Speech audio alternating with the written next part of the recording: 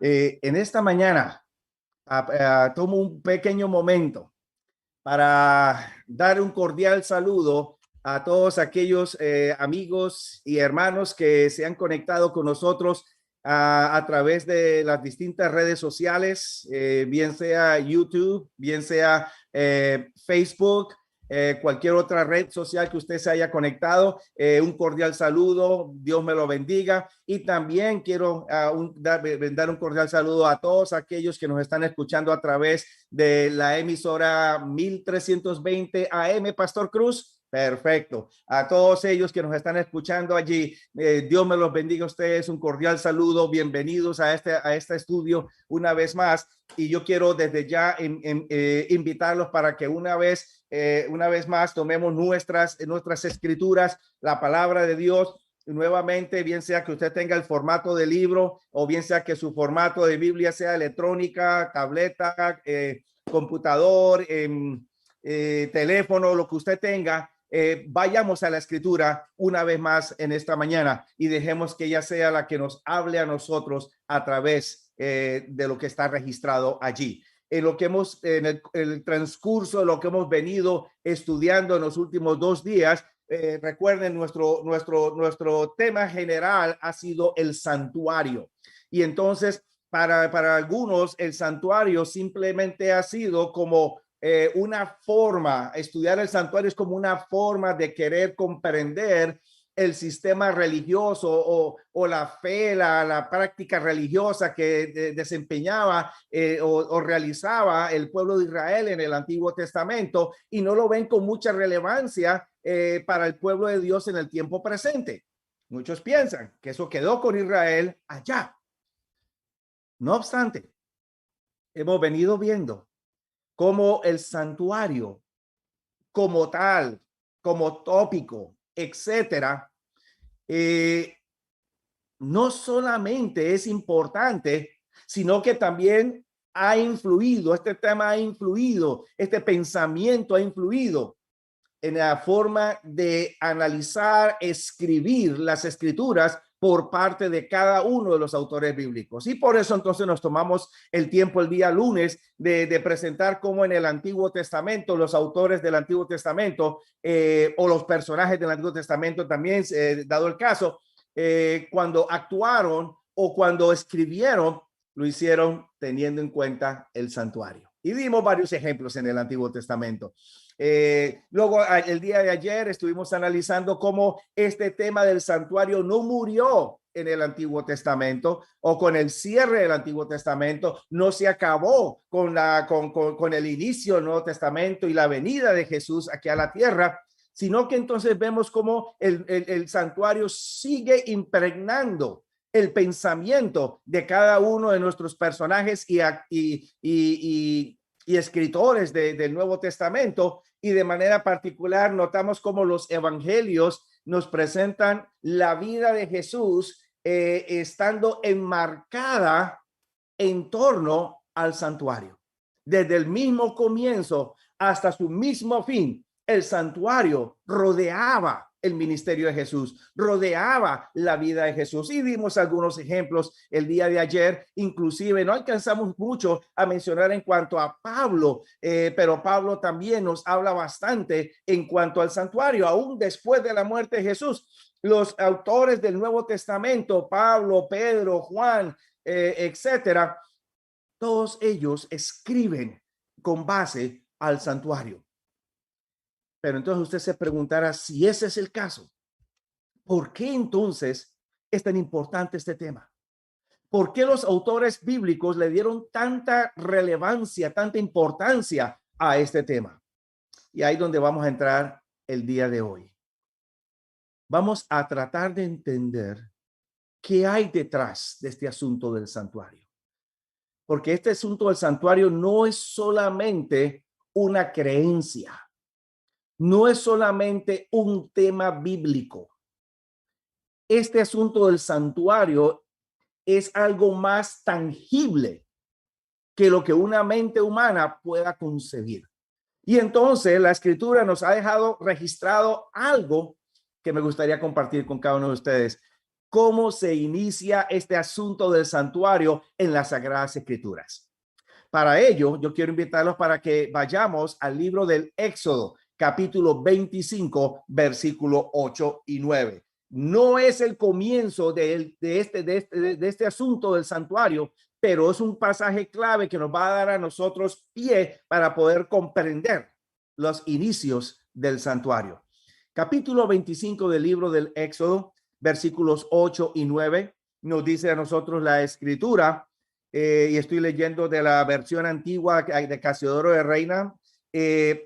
Dios le dice a Moisés allí: y hacerme han un santuario y yo habitaré en medio de ellos. Así que la razón teológica por la cual Dios pide que se haga un santuario es para él habitar en medio de su pueblo. Ahora, esa declaración es bien significativa y necesitamos entenderla, porque eso quiere decir entonces que antes de Éxodo 25 y antes de esta declaración, Dios no habitaba en medio de su pueblo y él ahora quiere habitar en medio de su pueblo. ¿Va notando la implicación que tiene esto? No quiere decir que Dios había abandonado a su pueblo, porque la escritura me dice a mí que donde iba Abraham, donde iban los patriarcas, para allá iba Dios. Pero ahora me dice a mí que Dios quiere habitar directamente con su pueblo. Ahora, la construcción de este santuario es muy significativa. Noten las palabras de Dios allí en el versículo 9, Éxodo 25, versículo 9. Conforme a todo lo que yo te mostraré. Noten ustedes, Moisés no lo iba a hacer según su genialidad, según su invento. Conforme a todo lo que yo te mostraré, el diseño del tabernáculo y el diseño de todos sus vasos, así lo haréis. Entonces, cuando vemos esa declaración, no solamente Dios quiere morar en medio de su pueblo, sino que lo que se va a realizar tiene que ser conforme a lo que Dios va a mostrarle a Moisés. Ahora, esta también es una declaración muy significativa, porque la pregunta que surge inmediatamente es, y es una pregunta que ha generado cierto debate en medio del mundo de la erudición teológica, ¿qué fue lo que le mostró Dios a Moisés? Entonces, algunas conjeturas han surgido.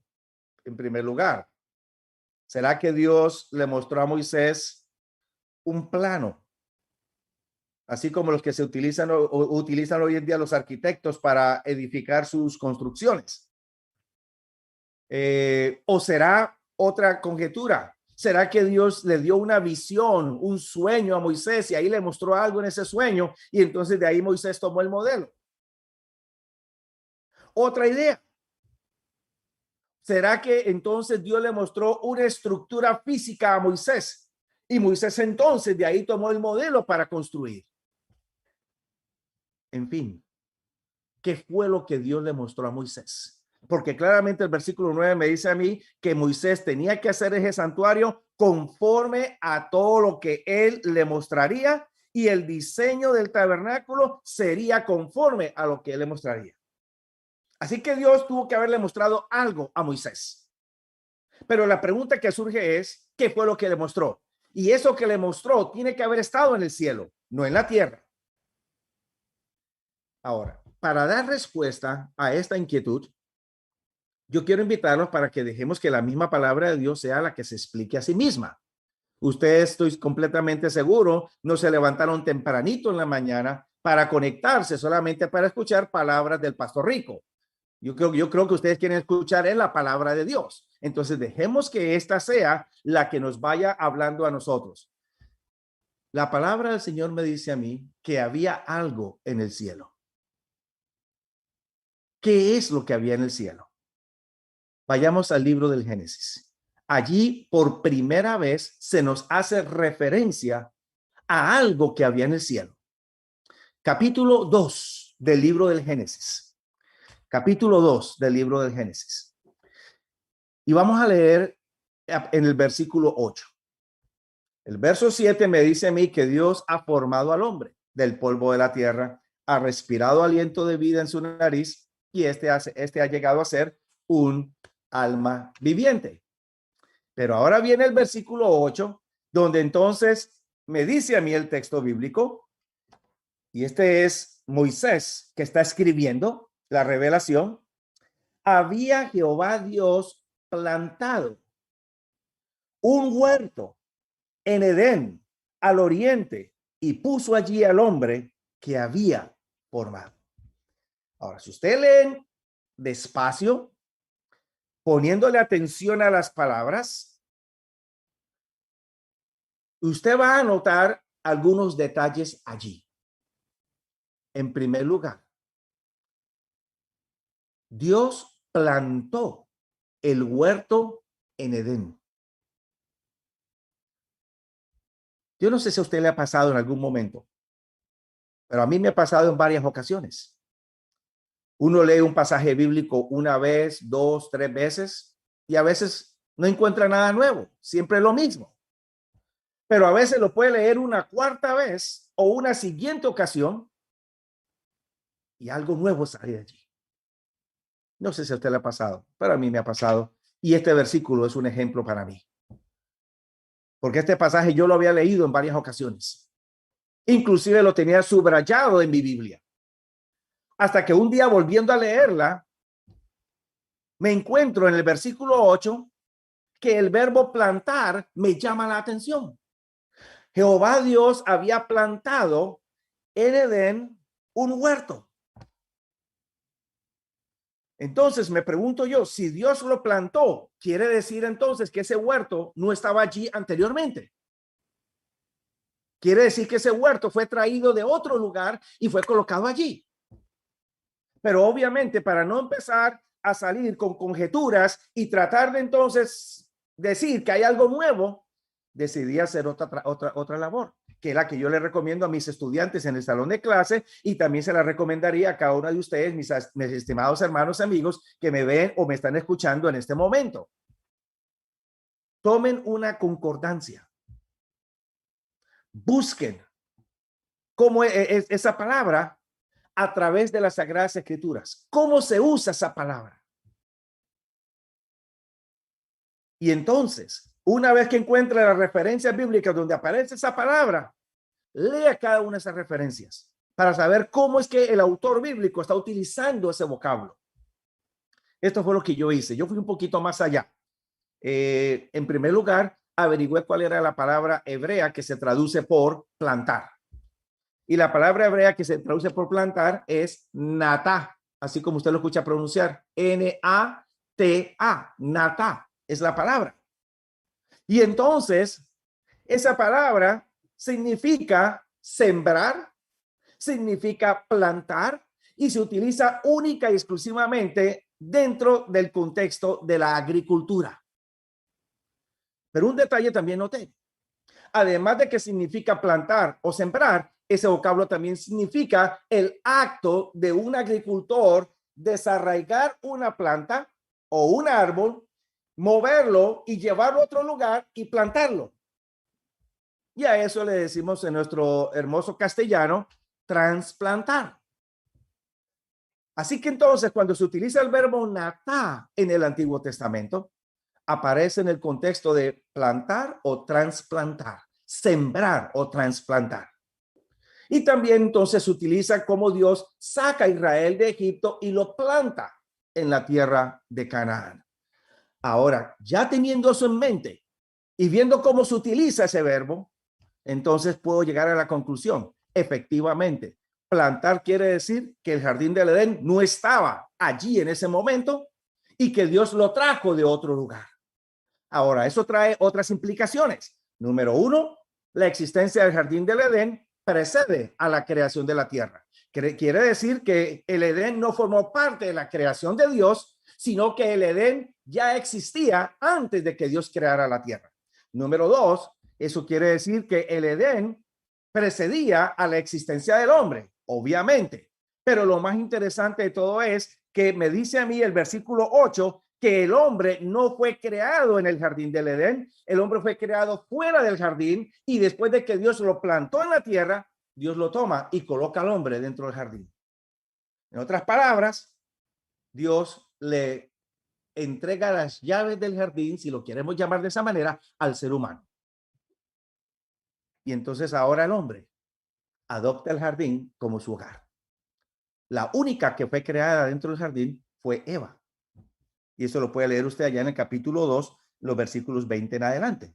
Ella sí fue creada en el jardín. Ella es natural del jardín. El ser humano, el hombre, perdón, no es natural del jardín. El hombre fue creado fuera del jardín. Ahora, ¿cómo sabemos que el jardín estaba en otro lugar? ¿O dónde estaba? Porque es la primera referencia que tenemos a algo que no estaba en la tierra y que Dios lo trae y lo coloca en la tierra. ¿Dónde estaba el jardín anteriormente? Si usted va al libro de Ezequiel, allá en el capítulo 28, usted va a encontrar que el profeta nos describe claramente dónde estaba este jardín anteriormente y quiénes eran o quién era su inquilino principal allí, si lo queremos llamar de esa manera, o quién vivía allí. Libro de Ezequiel, capítulo 28. Vamos a leer a partir del versículo 12. Hijo del hombre, levanta endechas, o sea, lamentos sobre el rey de Tiro. ¿Quién será este rey de Tiro? Y dile, así ha dicho el Señor Jehová, tú echas el sello a la proporción, lleno de sabiduría y acabado en hermosura. Wow, qué descripción de este supuesto rey de Tiro. ¿Quién es él? Verso 13. En Edén, en el huerto de Dios estuviste. Toda piedra preciosa fue tu vestidura. ¿Van reconociendo el diálogo? Lo que está escrito, las palabras. El sardio, topacio, diamante, crisólito, onique, berilo, zafiro, carbunclo, esmeralda y oro. Todo eso era parte de la vestimenta de este ser. Y también los primores de tus tamboriles y pífanos estuvieron apercibidos para ti en el día de tu creación. ¿Quién fue creado allí en el jardín del Edén? Si usted sigue leyendo entonces, o si lee con atención, va a encontrar que este rey de Tiro en realidad no es un ser humano. Este rey de Tiro es un ser celestial. Era un ángel especial.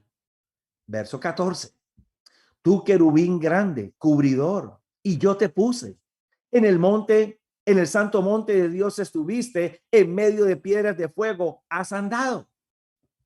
¿Dónde estaba el jardín del Edén entonces, apreciado amigo? Según la descripción de Ezequiel. ¿Y quién fue creado en ese jardín por primera vez? Según la descripción bíblica. Efectivamente, el jardín estaba en el cielo y el primer ser en ser creado dentro del jardín fue Lucifer.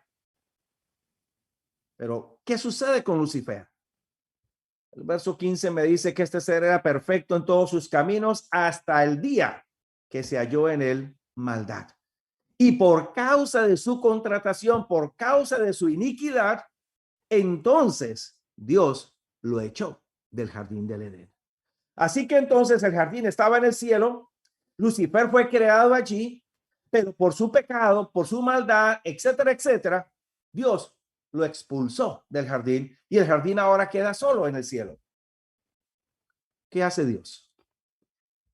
En lugar de dejarlo vacante, el Señor lo trae a la tierra y coloca al hombre allí. Y lo que antes era el hogar de Lucifer, ahora se torna en el hogar de Adán y más tarde de Eva cuando estás creada dentro del jardín del Edén. Ahora, ¿qué había en este jardín? ¿Qué elementos se encontraban? Porque recuerden, Moisés tenía que hacer este santuario según el modelo que Dios le mostraría, y en lo único que aparece que estaba en el cielo es un jardín, el jardín del Edén. Pero ¿qué había en este jardín?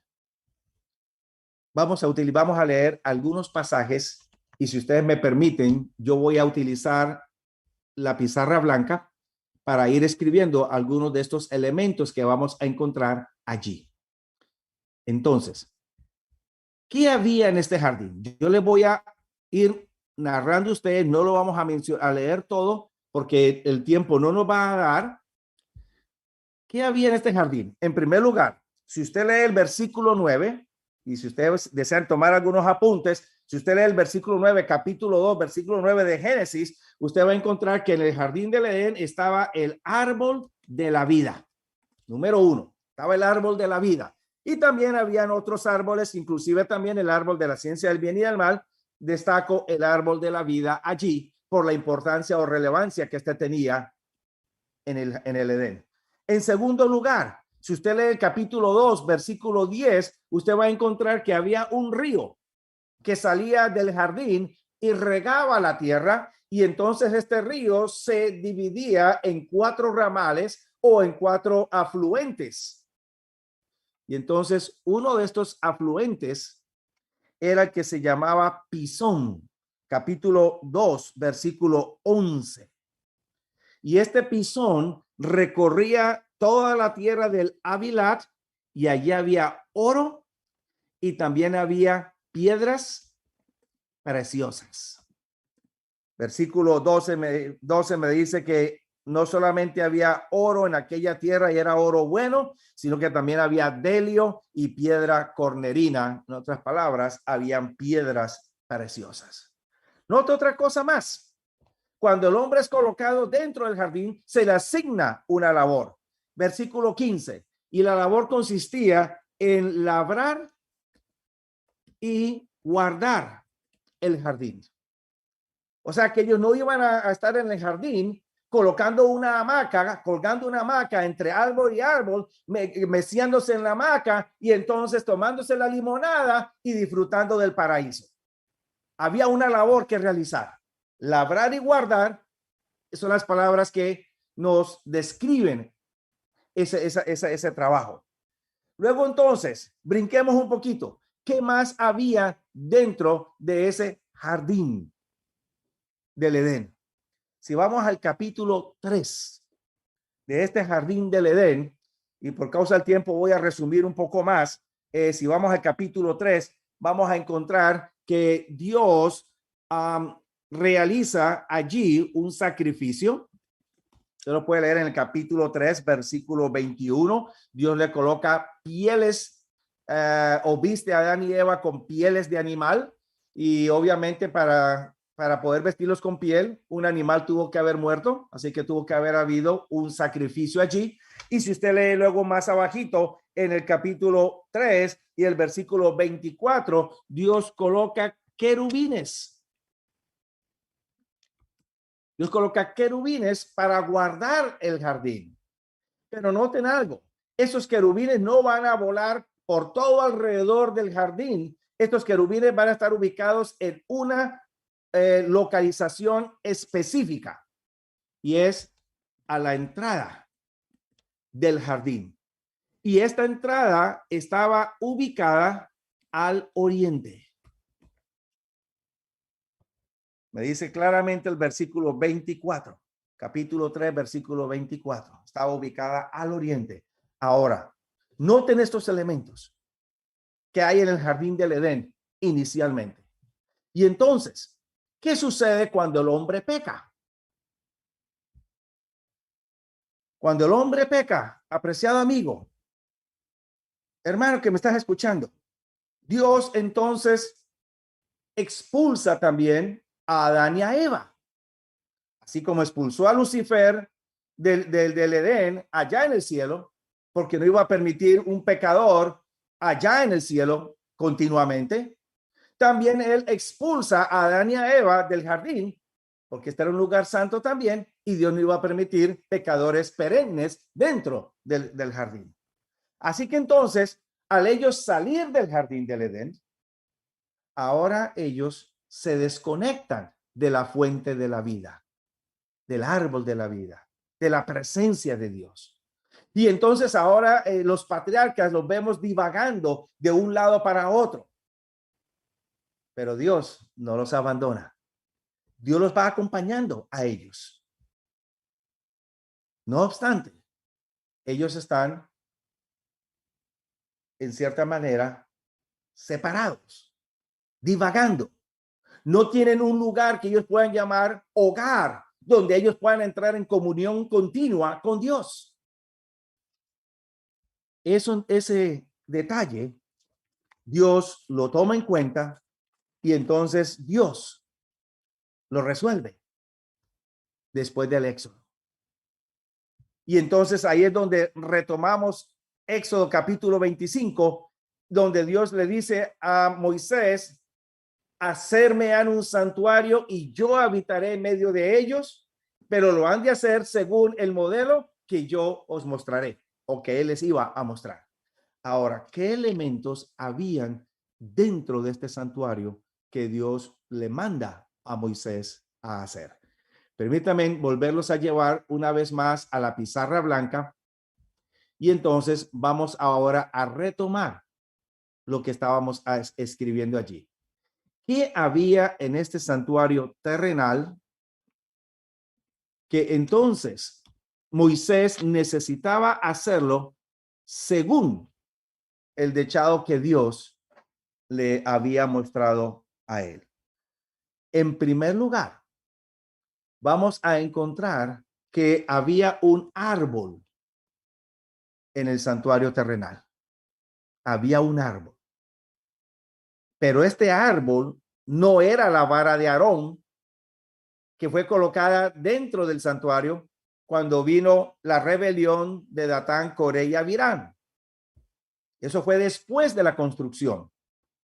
Este árbol fue hecho cuando el santuario estaba siendo construido. Y usted se preguntará, ¿cuál árbol era ese? Le voy a dar la referencia. Éxodo capítulo 25, versículos 31 hasta el versículo 35. Usted va a encontrar que uno de los muebles que Dios le mandó a Moisés a hacer era el candelero y era hecho de puro oro, nada más. Y Dios le dio la sabiduría a los constructores para que lo supieran diseñar de la mejor manera posible. Pero noten ustedes cómo estaba hecho este candelero. Versículo 31. Harás además un candelero de oro puro, labrado a martillo se hará el candelero.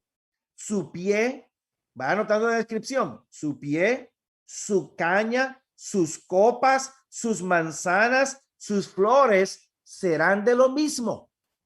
Y entonces, si usted sigue leyendo, podemos brincar el versículo 33. 3 copas en forma de almendras en el un brazo, una manzana, una flor, 3 copas figura de almendras en el otro brazo, una manzana, una flor. Así pues, en los 6 brazos que salen del candelero. Y entonces puede seguir leyendo la descripción de este candelero. ¿Cómo se describe el candelero? Se describe en forma de árbol. Pero lo interesante de este candelero era no solamente que era descrito en forma de árbol, lo cual me presenta a mí un recordatorio del árbol de la vida del jardín del Edén, sino que este candelero o este árbol tenía que estar encendido las 24 horas del día, los 7 días de la semana. Así que entonces, este no era un árbol común y corriente, era un árbol que permanecía encendido y no se apagaba. No sé si a ustedes eso les llama la atención, pero hay una historia bíblica donde se nos presenta algo que está encendido y que no se apaga. Y es exactamente Éxodo capítulo 3, el episodio de Moisés con la zarza ardiente. Él la veía que quemaba, o ardía, pero no se consumía. Hasta cuando él sube y entonces Dios está detrás de la zarza y ahí es cuando Dios le dice a Moisés, he oído el clamor de mi pueblo y voy a liberarlo. Y tú eres el hombre clave. Así que este árbol no solamente en el santuario servía para recordarles al pueblo de Israel el jardín del Edén, el árbol de la vida, sino que también les proyectaba a ellos la salvación que Dios había realizado a través del Éxodo. En segundo lugar, vamos a encontrar que al igual que este candelero, habían otros muebles que eran hechos de oro o que estaban forrados de oro.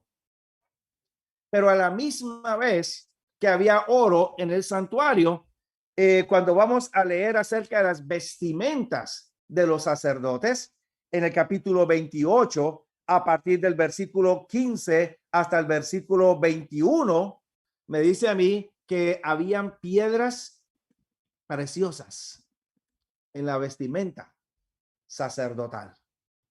Ahora, ¿se acuerdan quién más tenía una vestimenta con piedras preciosas? Lo leímos no hace mucho. Exactamente. La vestimenta de Lucifer. Allá en el libro de Ezequiel 28, versículo 13, tu vestimenta tenía piedras preciosas, jaspe, onique, berilo, zafiro, carbunclo, etcétera, etcétera. Quiere decir entonces que aparentemente, aunque a Lucifer nunca se le llamó sacerdote en las escrituras, pero aparentemente él desempeñaba cierta labor sacerdotal en el reino de los cielos y por eso su rebelión no podía ser justificada. Ahora son los sacerdotes terrenales los que tendrían esas piedras preciosas en su vestimenta. También, si vamos al libro de los Números, y de manera especial voy a leer el libro de Números capítulo 8, y no es el único libro, no es el único capítulo. Lo pueden leer en el capítulo 3, lo pueden leer en el capítulo 6 y también en el capítulo 8. Van ustedes a encontrar que estos dos verbos, labrar y guardar, que fuera asignación que se le dio a Adán en el principio, reaparecen juntos una vez más. Están en la Biblia en forma separada muchas veces, pero juntas, las dos juntas, solamente allí en el Edén, en el capítulo del Génesis y aquí en Números. Y le voy a leer, por ejemplo, Números capítulo 8, versículo 26, acerca de la labor de los sacerdotes y de los levitas.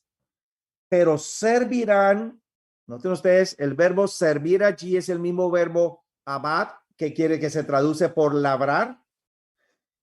Pero labrarán o servirán con sus hermanos en el tabernáculo del testimonio para hacer la guarda.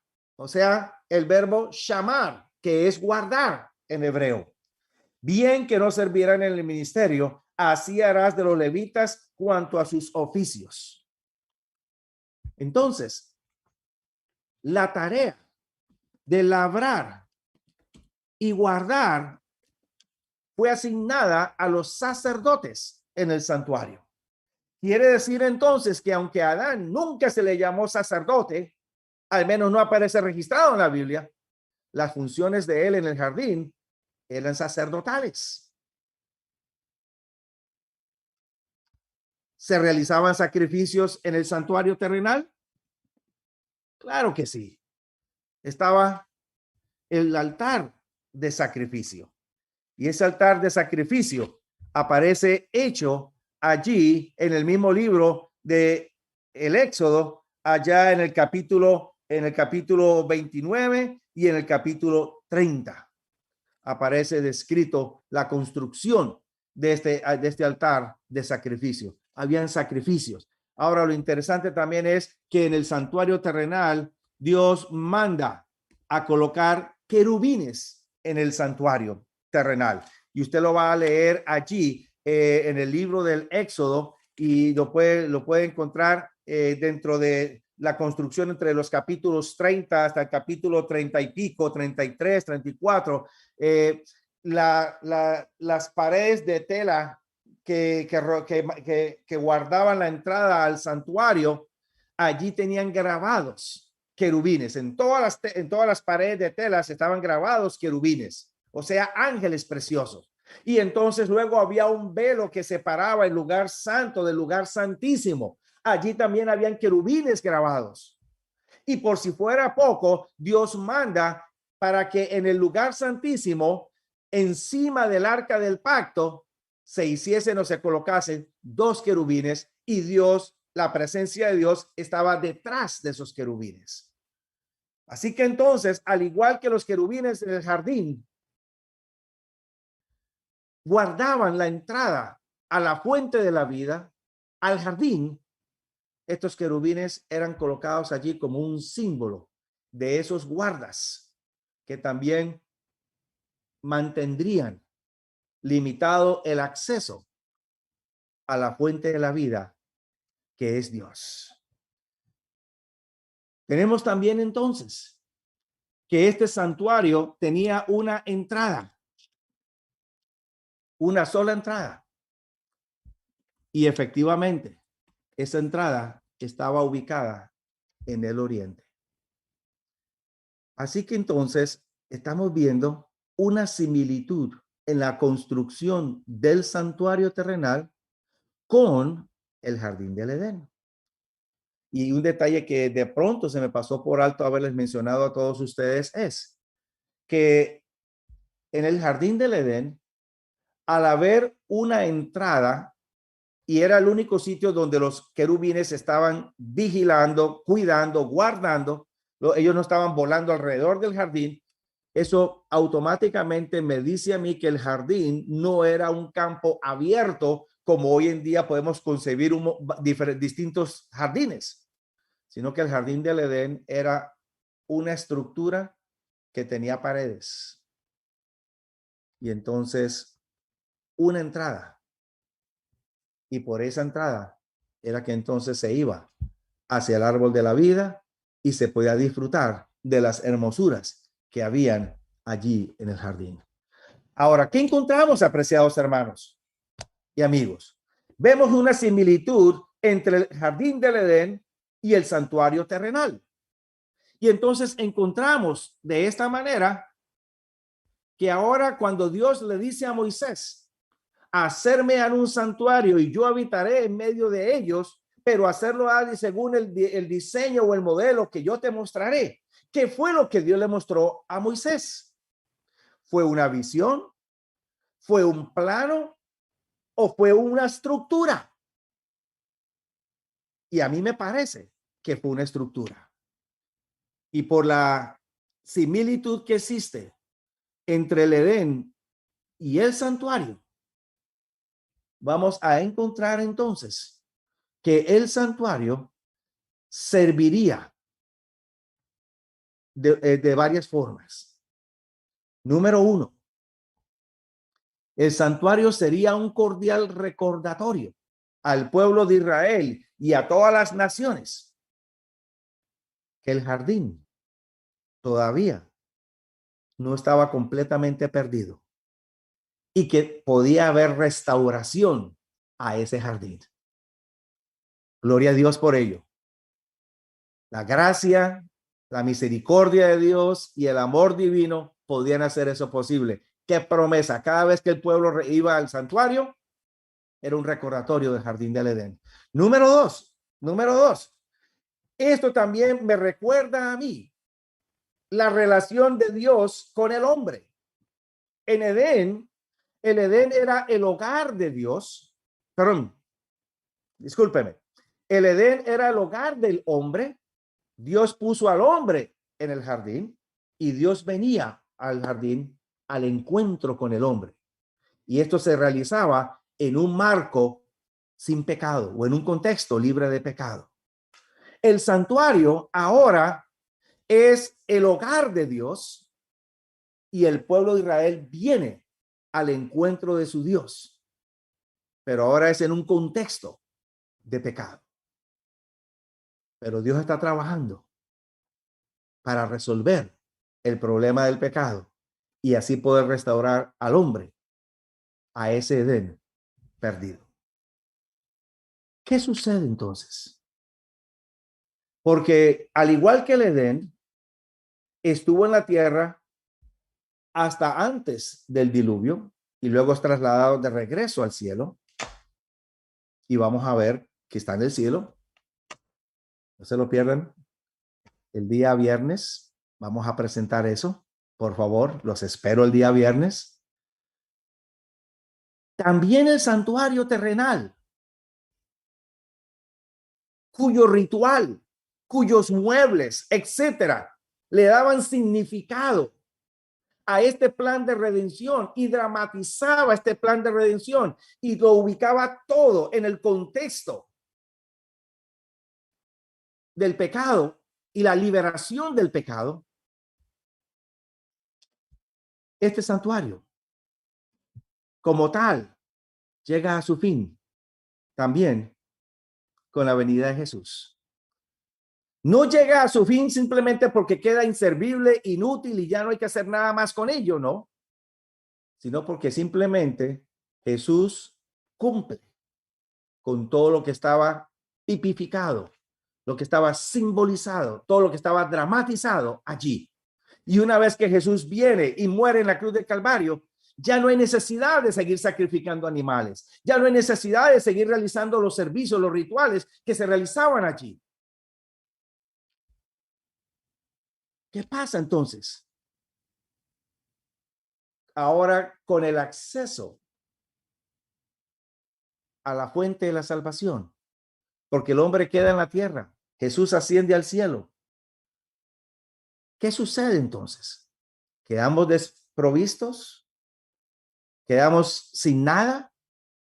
¿O será que hay algo que se está realizando? Mi querido hermano, mi querido amigo, desde ya te quiero invitar para la presentación del día viernes, porque el día viernes vamos a anotar entonces cómo lo que se realizaba en la tierra era simplemente una ilustración de lo que Jesús estaría haciendo por nosotros allá en el reino de los cielos. Pero más aún todavía, vamos a notar por qué los autores del Nuevo Testamento hicieron tanto énfasis en este santuario. ¿Qué tiene que ver el santuario ahora en el tiempo del fin? En este tiempo que estamos viviendo. ¿Qué tiene que ver el santuario aún después de que Dios haga cielos nuevos y tierra nueva? ¿Cuál será su relevancia para nosotros? Los espero el viernes, pero no sin antes decirles, mañana no se me vayan a quedar dormidos. No se me van a quedar dormidos. ¿Saben por qué? Aquí hay otra relevancia más del santuario. Y es la siguiente, mi querido hermano y amigo. Usted y yo hemos conocido distintas doctrinas bíblicas, tales como salvación, tales como juicio, la ley de Dios, sábado, etcétera, etcétera, donde se encuentran fundamentadas todas esas doctrinas. ¿De dónde surgen esas doctrinas? ¿Tendrá algo que ver el santuario con ellas? Desde ya los invito para que me acompañen el día de mañana. Pastor Cruz, Pastor Cuesta, muchas gracias nuevamente. Dios me los bendiga y les retorno el micrófono. Magistral. Interesante, sí. Algunos hermanos están diciendo que para ellos hay algunas cosas novedosas que de pronto no la habían visto de esa manera. Pastor Rico, de pronto una pregunta que surge en la transmisión es, ¿hay algún apoyo en el espíritu de profecía para algunas de estas partes? Hay apoyo para algunas, no para todas. Para todas. Ok. Ahora, lo que yo he hecho en todo esto, como ustedes lo habrán notado, todo lo he presentado desde la perspectiva bíblica. Y les he dado referencias bíblicas para cada uno de estos. No lo he hecho no porque no crea en el espíritu de profecía, porque yo soy un convencido 200% del espíritu de profecía, pero lo he hecho es para que nosotros veamos que nuestra teología firmemente es netamente bíblica y que cuando vamos a dar un estudio bíblico a una persona no adventista, no tenemos que depender de Elena White porque Elena White no representa nada para ellos. La luz mayor. Pero le podemos decir, escrito está. La luz mayor, pastor, y la luz menor. Exactamente. Muchas gracias, pastor. El pastor Cruz, esto es una clase de maestría. Así es, pastor. De verdad que cuando tuve el privilegio de conocer personalmente a mi pastor Rico, dije, pastor, vale la pena. En este momento tenemos más de 500 conexiones en esta mañana en vivo y sabemos que será de gran bendición compartir esta temática bíblica. Tenemos en esta oportunidad muchos amigos de otras denominaciones y sabemos que es de gran bendición poder escuchar, estudiar y permitir que el Espíritu Santo pueda cada día demostrarnos que hay un plan, y a través del santuario el pastor nos ha dado esa enseñanza. Hay se muestra el plan de salvación para la gloria de Dios. Pastor Cruz, y Pastor Rico, ¿cuánto vale una clase en Estados Unidos de maestría? Pastor, sale un poquito costosita. Sale un poquito costosita, wow, no les sabría decir ahorita mismo, pero póngale por lo menos $4,000 una clase de 3 créditos a nivel de maestría. Interesante, interesante. Bueno, pastor, son muchas personas que están ahí conectadas en Hub Radio Colombia 1320 AM y en las diferentes plataformas. Nos han escrito pedidos de oración. Como siempre, hay situaciones familiares, personales, muchas madres pidiendo por sus hijos, por sus esposos, y ahora que usted comenta este tema, que fortalezca nuestra fe. Pastor, tenga la amabilidad. Vamos a dar a nuestro pastor Cuesta, se le fue la luz allá desde su casa, así que vamos a orar, pastor, por favor. Sí, cómo no. Inclinemos nuestros rostros allí donde ustedes se encuentran. Bondadoso Padre, gracias te damos en este momento por las bendiciones que tú nos has dado hasta este momento. Gracias por este nuevo día y por la dirección que tú has dado a nuestras vidas. Padre Santo, en este momento de manera especial, una vez más, quiero traer delante de ti a cada uno de nuestros hermanos y amigos que se han conectado con nosotros a través de las redes sociales y a través de la emisora 1320 AM, para que, Padre Santo, tú puedas una vez más allegarte a cada uno de ellos y ser propicio a cada una de sus necesidades. Han habido, Padre, situaciones de familia por las cuales hemos orado anteriormente y volvemos a traer delante de ti para que tú, Padre Santo, puedas de alguna manera traer ese bálsamo que restituya esa relación entre padres e hijos o entre esposos, y que pueda, Padre mío, una vez más triunfar tu amor en los hogares de tus hijos. De igual manera, Padre mío, también te pido por cada uno de aquellos casos donde la salud ha sido afectada y hay lucha también, Padre Santo, por la vida. Padre, sé con estas personas de manera especial, tócales sus cuerpos, sánalos si es tu voluntad, pero a la misma vez fortalece a sus familiares que en este momento quizás con los brazos cruzados sin saber qué hacer, recurren a ti como la única fuente de esperanza. Padre, que su fe todavía se mantenga firme en ti. Oh, en Dios, también otras necesidades que tú sepas que hay en los corazones de nuestros hermanos y amigos, Padre Santo. Quizás asuntos personales, quizás asuntos de trabajo, quizás asuntos de estudio, en fin, lo que sea. Bondadoso Dios, obra tú en medio de tu pueblo, para que, Padre Santo, todos podamos verte a ti como nuestra única fuente de esperanza y solución a cada una de nuestras situaciones. En tus manos quiero encomendarlos a todos. Bendícelos grandemente, al pastor Cruz, al pastor Cuesta, a sus respectivas familias. Y en tus manos, Padre, quiero colocar sus respectivos ministerios también, para que ellos sigan siendo de bendición a través de esta programación. Oh, buen Dios, bendiciones que te imploramos, no porque haya méritos en nosotros. Todo es a Cristo Jesús y es en ese precioso nombre que te lo imploramos. Amén. El Salmo 51 dice, pastor, ten piedad de mí, Dios, conforme a tu misericordia, conforme a la multitud de tus piedades. Borra mis rebeliones, lávame más y más de mi maldad y límpiame de mi pecado. Que Dios les bendiga. Mañana, 6 de la mañana, aquí en tu programa de Mañana con la bendición de Dios. Chao, chao.